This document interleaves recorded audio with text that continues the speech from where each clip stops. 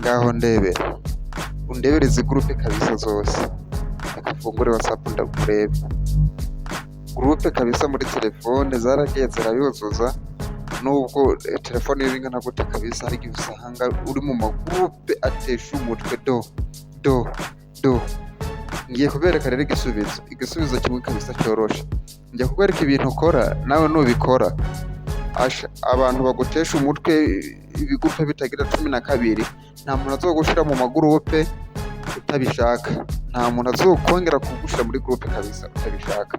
Ni ibintu byoroshe, ngiye kukwereka intambwe ku yindi ubirebe, biroroshe.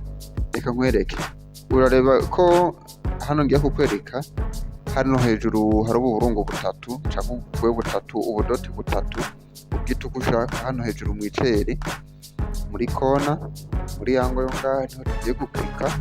Biroroshe cyane, nuhaklika haraza aya magambo ari kure biri rya nyuma byanditseho setting.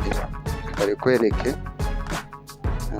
iri jambo yitwa setting riraha, nurangiza ugiye kuriklikaho nkuko nanje ngiye kubikora.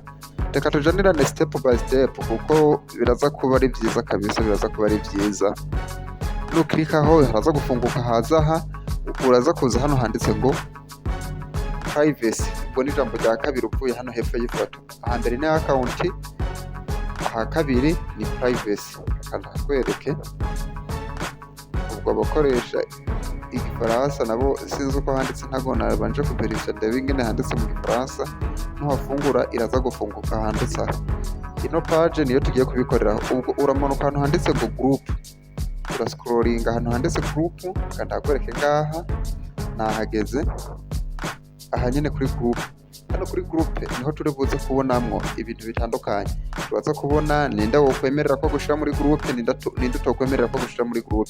Ijambo rya mbere ari ryo ngo everyone, umuntu wari we wese afise uburenganzira bwo kugushira muri group, wabishaka utabishaka aba afise ubwo burenganzira bwo kugushiramwo muri group. Ubwa kabiri ni my contact, aha hoho umuntu wewe udafise izina ryiwe muri telefone, we ntabwo aba yemerewe kugushiramo.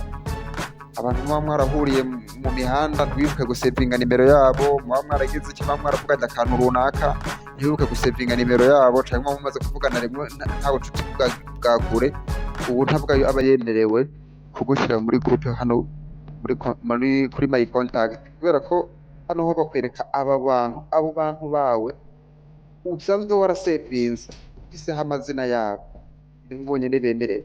Cyo bitugeza kuri no ya gatatu, my contact accept, n'abantu mfise nemereye inshuti sanzwe nkominikana nabo kiretse. Aha rero iyo ntakritse bakugurira telefone, bakakwereka amanimero yose ufise muri telefone.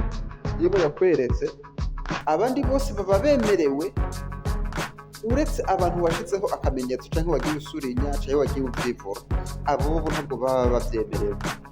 Nuko ngo ndize nkikaho kano kantu ko hejuru kari muri kona, urabona ko hariho akantu ariko kabyivura. Iyo ndagakritseho aba bantu bose ntabwo baba bemerewe, ariko iyo nshaka kurimita ndashobora kurimita, hakaba arabo nemerera ko bemererwa kushira muri groupe, abandi nabo sindabemerera. Navuga ngo ni my contact, n'abantu nemereye, ariko nabo atari bose, ukagira abo ukuramo. Nizere ko aka kantu tubumvikanye. Ikibazo cyo kuvuga ngo urumva ngo amagroupe menshi ngo yamariye mega ngo yageze iki, nizere ko sezeranye nabyo. Nimba video hari ikigusigiye ikabigufashije, ntibibagire kugenda udakanze subscribe. Bera ciao.